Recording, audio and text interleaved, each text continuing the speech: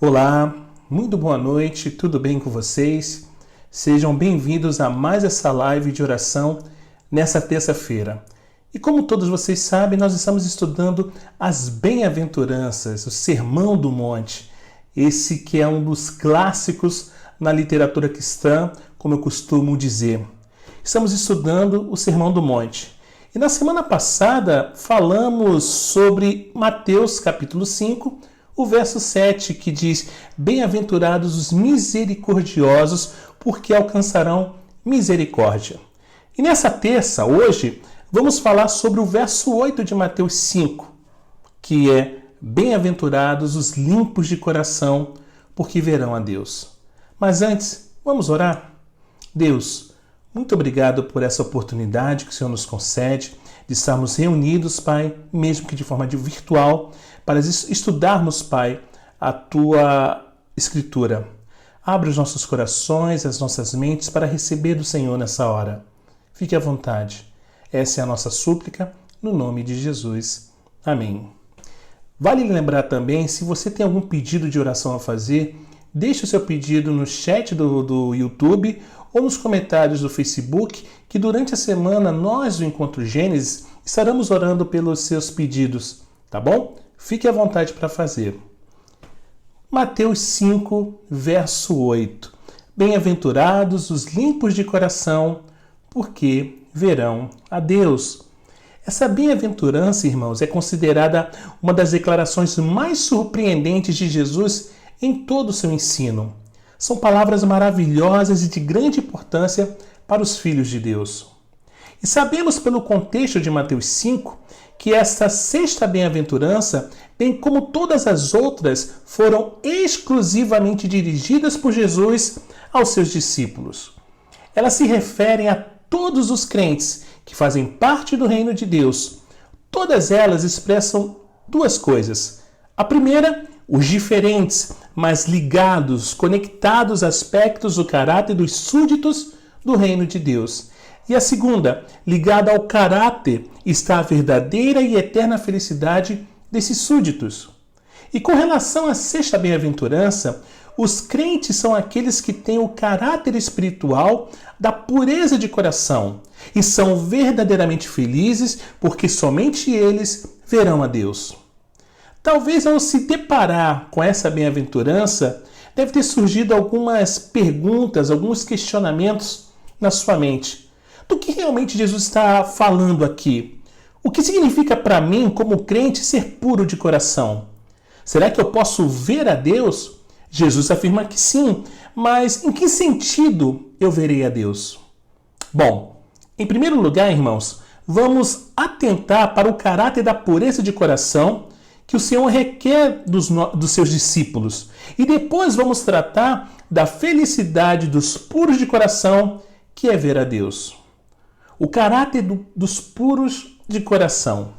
Para entendermos o significado de ser puro de coração, vamos precisar estar atentos para o significado de duas palavras que Jesus usou na sexta bem-aventurança: o adjetivo puros e o substantivo coração. Vamos começar com o termo coração. O que a Bíblia nos ensina sobre a palavra coração? O que a palavra coração significa no contexto da sexta bem-aventurança? Fisiologicamente, sabemos que o coração é um órgão vital, de vital importância no nosso organismo. Ele tem a função de bombear o sangue do nosso corpo a fim de nos manter vivos. Se ele parar, todo o nosso organismo para e nós morremos. Para a Bíblia, o significado do termo coração é ainda mais amplo. A Bíblia emprega o termo coração em dois sentidos. O primeiro é o sentido literal, o órgão físico e natural do corpo humano. E o segundo, sentido figurado ou espiritual. Nesse sentido, o coração representa o centro da personalidade humana, ou seja, representa a pessoa interior, apontando para a sede dos pensamentos, sentimentos, motivos, propósitos e atitudes do próprio homem.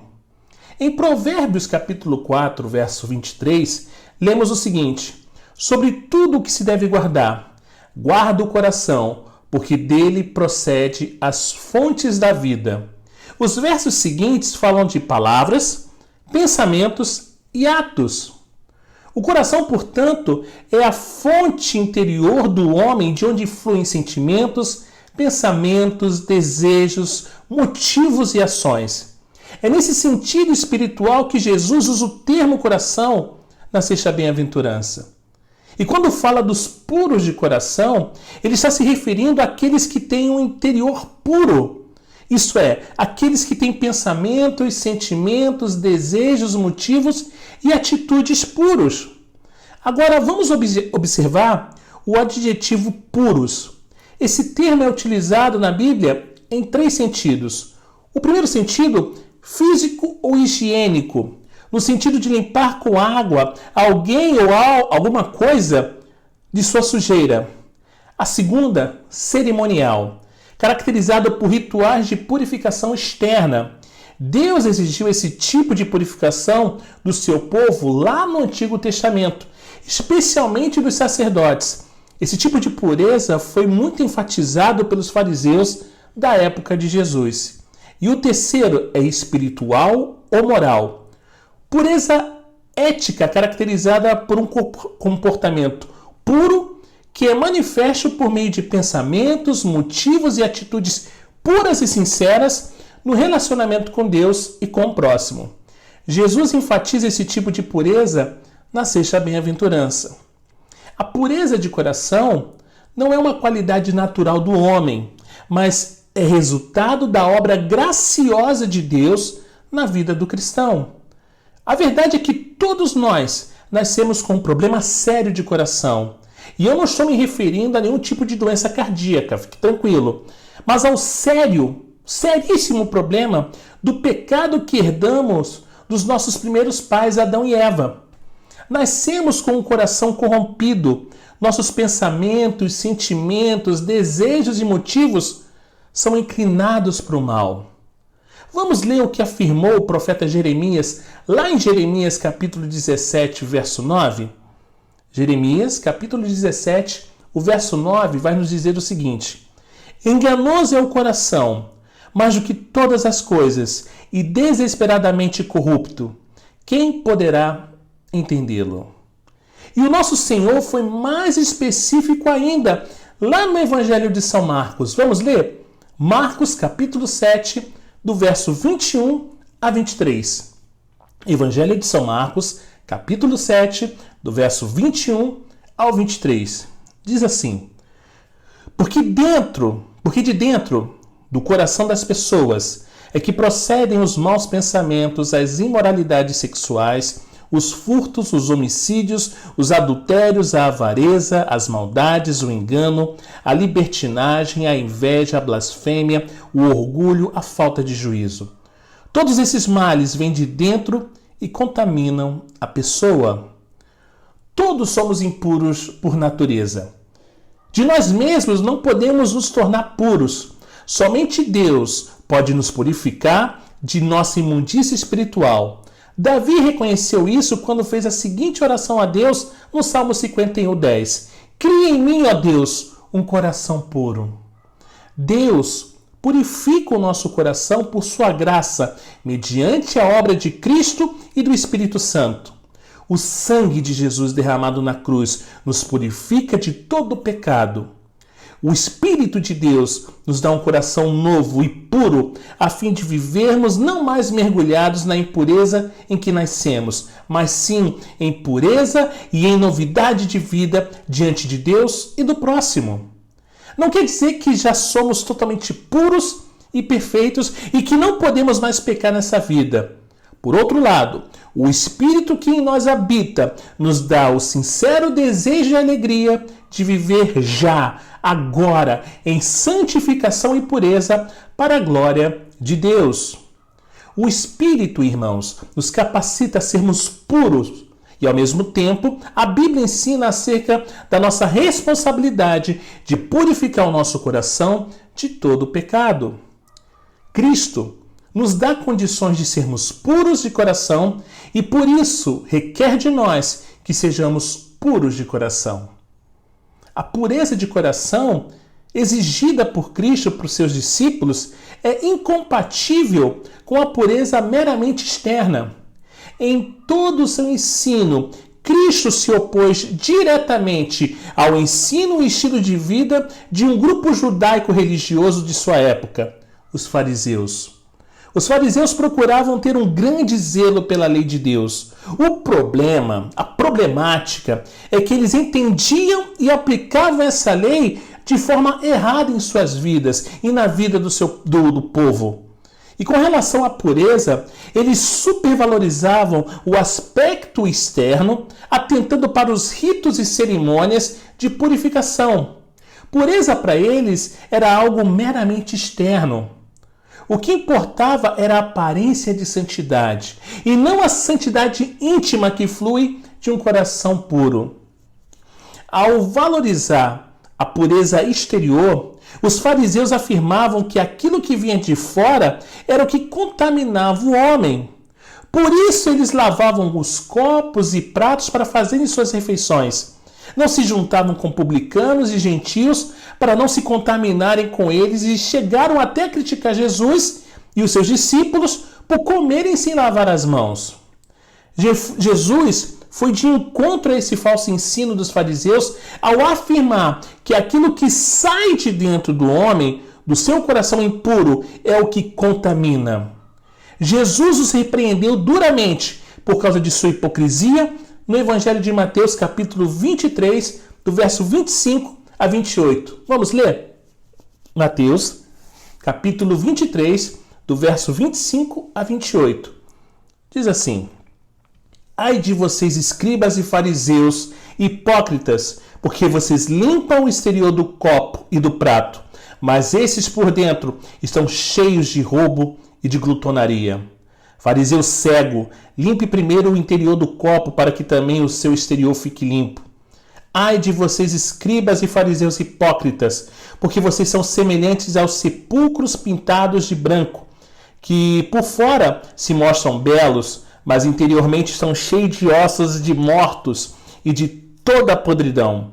Assim também vocês, por fora, parecem justos aos olhos dos outros, mas por dentro estão cheios de hipocrisia e de maldade. Eles se mostravam puros por fora, mas o problema é que dentro do coração desse povo havia maldade e hipocrisia. E ao repreender os fariseus, Jesus chama a nossa atenção para não nos enveredarmos no caminho errado deles. Jesus não quer que seus discípulos demonstrem uma pureza meramente externa. Ele requer pureza de coração, um interior puro. Ele requer que sejamos destituídos de toda a hipocrisia e a aparência de santidade exterior e que vivamos em sinceridade e integridade de vida em nosso relacionamento com Deus e com o próximo. Ele não deseja que vivamos uma vida fake. Ele quer que tenhamos pensamentos, desejos e motivos puros e que isso se evidencie com coerência em palavras e atos puros da nossa vida com Deus e com o próximo. A pureza de coração que Jesus requer de nós, irmãos, se evidencia no nosso relacionamento de amor para com Deus. Expressar o nosso amor por Deus através da pureza de coração significa manter um relacionamento sincero e íntegro para com Ele. Podemos manifestar a pureza de coração para com Deus em nossa vida de adoração e obediência a Ele. Com que atitude devemos nos aproximar de Deus a fim de adorá-lo no culto? Com um coração puro e sincero, destituído de hipocrisia e falsidade. Tiago nos exorta a nos aproximar de Deus com mãos limpas e coração puro. Essa mesma verdade é expressa pelo salmista no Salmo 24. Quem poderá subir ao monte do Senhor? Quem poderá entrar no seu santo lugar? Aquele que tem mãos limpas e coração puro, que não se entrega à falsidade e jura dolosamente. O nosso Deus, que é santo, requer adoração sincera da parte do seu povo. Por outro lado, ele abomina toda manifestação de culto hipócrita para com ele. Ele condenou seu próprio povo no Antigo Testamento, bem como os judeus da época de Jesus, por sua hipocrisia na adoração. Esse povo honra-me com seus lábios, mas o coração está longe de mim. Irmãos, gente bonita e fofa de Deus, onde está o seu coração na sua adoração a Deus? O que leva você a adorar a Deus junto com seus irmãos? Qual é a sua motivação e o seu desejo no coração na sua adoração a Deus? Você vai aos cultos porque ama a Deus ou para marcar presença e não ter problemas com o pastor? Você dá as suas ofertas a Deus com gratidão e alegria ou com tristeza ou obrigação? O Senhor conhece muito bem as intenções dos nossos corações. Podemos enganar as pessoas e a nós mesmos quando somos hipócritas, mas não a Deus. Ele aborrece os hipócritas.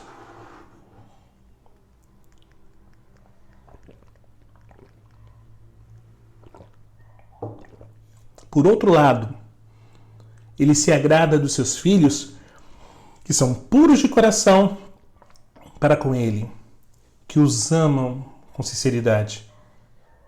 Que nós invoquemos o nome do nosso Deus com corações puros, motivados por um amor intenso para com ele e não por motivos errados. Além da adoração sincera, irmãos, nossa intenção em obedecer a Deus também deve ser sincera. Aqueles que são puros de coração guardam os mandamentos de Deus, não com a intenção de receber algum benefício da parte de Deus, nem com a intenção de mostrar que é mais santo do que os outros, como faziam os fariseus. Pelo contrário, eles obedecem a Deus simplesmente porque o amam e querem expressar a sua gratidão. Nosso relacionamento de amor com Deus, além de sincero, deve ser íntegro. Os puros de coração são aqueles que têm um coração íntegro. Ter um coração íntegro é ter um coração inteiramente voltado a Deus.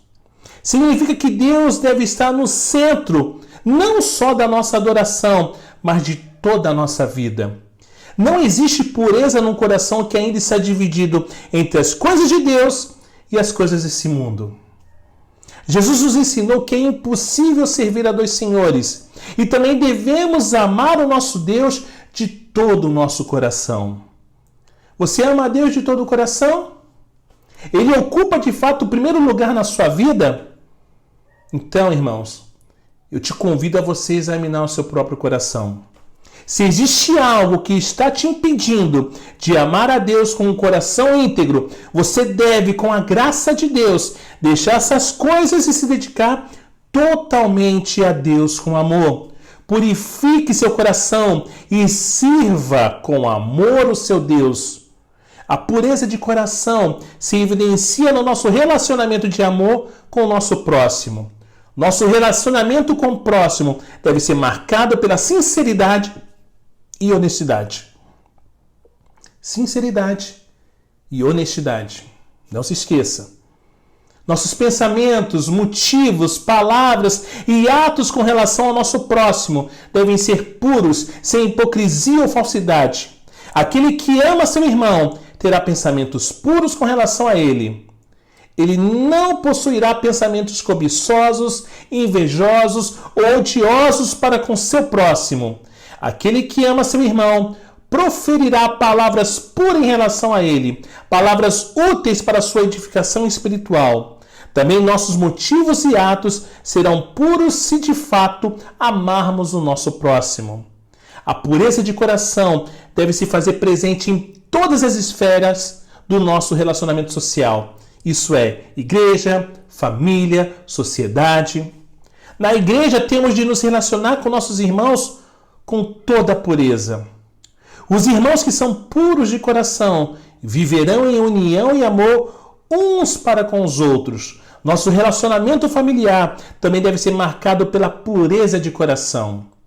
Os filhos que são puros de coração demonstram amor por seus pais, obedecendo-lhes no Senhor.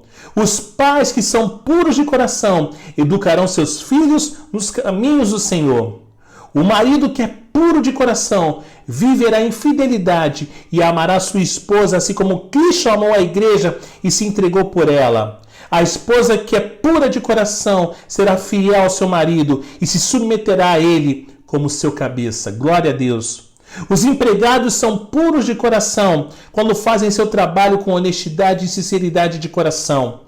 Os senhores são puros de coração quando tratam bem com amor seus empregados. Para viver a vida cristã de maneira que Deus quer, em toda pureza e santidade, igreja, é necessário que olhemos para Cristo. Ele é o grande exemplo de pureza de coração. Jesus foi puro e sincero em todos os seus atos, palavras e pensamentos. Todo o seu procedimento foi motivado por um amor verdadeiro e sincero por seu Pai e por nós pecadores. Ele não se mostrava puro na aparência externa como os fariseus. Ao contrário dos fariseus, ele manteve contato direto com publicanos e pecadores, leprosos e gentios. Ele não se contaminou com essas pessoas, mas esteve no meio delas a fim de purificá-las de seus pecados e torná-las pessoas puras. A pureza de Cristo não era baseada em rituais externos de purificação, mas era pureza de caráter que fluía de um coração puro. Ele é totalmente puro e destituído de toda malícia e hipocrisia, sem pecado algum. É verdade que não podemos ser perfeitos assim como ele foi aqui nessa terra. No entanto, irmãos, pela graça do Espírito Santo, que nos esforcemos para andar assim como Cristo andou, com o coração puro e cheio de amor por Deus e pelo próximo. A felicidade dos puros de coração, aqueles que são puros de coração e que almejam a pureza de vida aqui nessa terra em seus relacionamentos, com o seu relacionamento com Deus e com os homens, são verdadeiramente felizes. Sua felicidade consiste na maravilhosa promessa de Cristo, de que somente eles verão a Deus. Somente os puros de coração verão a Deus. Essa mesma verdade é ensinada em outros textos da Bíblia. Sem santificação, sem pureza, ninguém verá o Senhor. Aquele que vive em integridade e que tem mãos limpas e coração puro, viverá na presença de Deus. Deus é bom para os puros de coração e os abençoa com graça de vê-lo, com a graça de vê-lo. Mas será que nós podemos ver a Deus? Ele não é santíssimo e nós pecadores, pastor? Deus não é espírito e não habita em luz inacessível? Então, pastor, como podemos ver a Deus? Irmãos, é verdade. A verdade é que Jesus nos prometeu que veremos a Deus. Mas o que isso significa então? Ver a Deus é uma realidade tanto presente quanto futura na vida do crente. Vemos Deus agora, não literalmente, mas com os olhos da fé. É verdade. Não significa que vemos a sua pessoa, mas vemos e provamos o seu cuidado e da sua graça para conosco todos os dias. Vimos também a beleza da sua glória e majestade em toda a criação e providência. O mundo não percebe essas coisas, mas nós sim, pois recebemos essa visão da bondade e da glória de Deus dele próprio. Vemos uma ilustração dessa verdade na vida de Jó. Ele, em meio à sua angústia, teve confiança. Vamos ler Jó, capítulo 19, os versos 26 e 27? Jó, capítulo 19, os versos 26 e 27. Diz assim: Depois, revestido esse meu corpo da minha pele, em minha carne verei a Deus. Eu o verei por mim mesmo, os meus olhos o verão, e não outros. De saudade o meu coração desfalece dentro de mim. E quando Deus manifestou seu favor para com Jó, ele disse: Agora meus olhos te veem. Ele viu o cuidado e a bondade de Deus para com ele. Além disso, O povo de Israel no Antigo Testamento não viu a face de Deus, mas foi testemunha de sua presença gloriosa no meio deles em seus atos de juízo e redenção. É nesse sentido, igreja, que vemos a Deus já agora nesta vida. Vemos a Deus também na pessoa do Senhor Jesus Cristo. Ele mesmo disse: quem vê a mim, vê o Pai. É verdade que não tivemos o privilégio dos primeiros discípulos de Jesus que andaram com ele, ouviram suas palavras e o viram com seus próprios olhos. No entanto, podemos contemplar a pessoa e a obra redentora do nosso Senhor nas Escrituras que temos em nossas mãos. Ele se revelou a nós, por isso podemos vê-lo, conhecê-lo e amá-lo. Isso é lindo.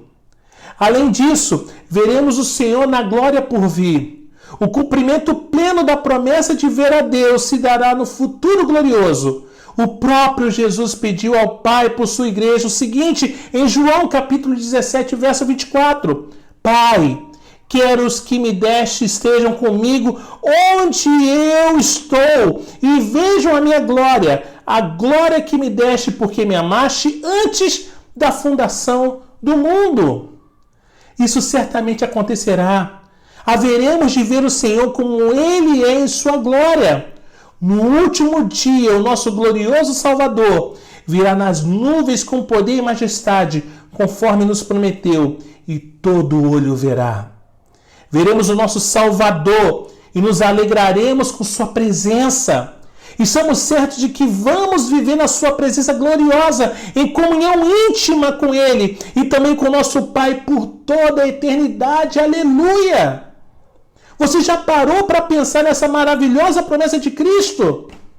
Não alegra seu coração essa promessa de ver a Deus na glória? De viver perto do seu Deus e Salvador? Você deseja viver com Deus por toda a eternidade? É evidente que sim, eu quero, eu anseio por isso.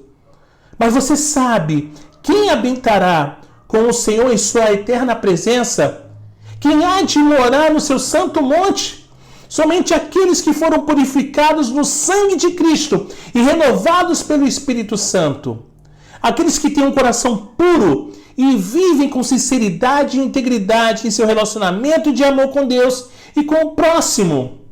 Se você realmente deseja ver a Deus e viver com Ele por toda a eternidade, irmãos, então purifique seu coração, faça morrer sua velha natureza terrena e santifique-se, pois sem santificação ninguém verá o Senhor, mas os puros de coração verão a Deus. Aleluia! O apóstolo João repete o ensino de Cristo contido na sexta bem-aventurança, exortando-nos e consolando-nos com as seguintes palavras em 1 João capítulo 3, verso 2 e 3. Amados, agora somos filhos de Deus e ainda não se manifestou o que havemos de ser, mas sabemos que quando Ele se manifestar, seremos semelhantes a Ele, pois o veremos como Ele é. Todo aquele que nele tem essa esperança purifica-se a si mesmo, assim como ele é puro. Aleluia! Que Deus nos bendiga. Amém? Glória a Deus. Que palavra maravilhosa, que palavra que enche a nossa vida de esperança, de alegria, que coloca dentro de nós o desejo ardente de cada vez mais nos santificarmos e nos purificarmos para podermos ver o Senhor. Diga não ao pecado, diga não àquilo que satisfaz a tua carne, que agrada a tua carne. Busque uma vida em santidade, em santificação, uma vida em pureza. Busque por isso, igreja. Viva isso. Perto está o Senhor daqueles que o invocam. Aleluia. Irmãos, próximo domingo, a partir das 17 horas, a nossa live expositiva, no princípio, uma exposição do livro de Gênesis. Tem sido um tempo fabuloso, tem fluído maravilhosamente aquilo que o Senhor tem ministrado aos nossos corações. Você é o nosso convidado a estar participando nesse domingo, às 17 horas, transmissão no YouTube e no Facebook, tá bom? Também quero lembrar os irmãos que estaremos retornando com as nossas reuniões presenciais a partir do dia 2 de agosto, tá? A partir do dia 2 de agosto estaremos nos reunindo na nossa paróquia cristã, junto com as nossas ovelhinhas, para louvarmos, adorarmos e bendizermos o nome do Senhor. Obviamente com toda o cronograma, todo a portaria, né? Aquilo que a prefeitura tem exigido, né? O distanciamento, álcool em gel, máscaras. Estaremos tomando todos os cuidados e queremos te convidar a você estar participando conosco no dia 2 de agosto, a partir das 17 horas, do retorno aos nossos cultos presenciais, tá? O endereço está passando aqui no rodapé, fique à vontade para fazer essa visita, estaremos felizes em recebê-lo. Nesse primeiro momento não vamos estar recebendo crianças e a terceira idade, né, por orientação da prefeitura, mas acreditamos que em breve vamos poder receber esses também no seio da igreja, tá bom? Então é isso. Mas por enquanto, no próximo domingo, às 17 horas, pelo YouTube e Facebook, a nossa exposição bíblica online da série No Princípio, uma exposição do livro de Gênesis. Você é o nosso convidado, tá bom? Vamos orar? Deus, obrigado por mais essa oportunidade de expor a Tua Palavra. Que possamos buscar uma vida em santificação, uma vida em pureza contigo, Pai. Uma vida que possa desejar ver o Senhor. Nós queremos a cada dia dizer não ao pecado, Pai. Dizer aquilo que agrada a nossa carne. Queremos viver uma vida que agrade ao Senhor. Obrigado por essa palavra, Deus. Muito obrigado. Essa é a nossa súplica, em nome de Jesus. Amém. Irmãos, Deus abençoe cada um de vocês. Uma continuação de semana incrível. E nos vemos no próximo domingo, a partir das 17 horas, tá bom? Um forte abraço a todos vocês. Paz e bem a todos.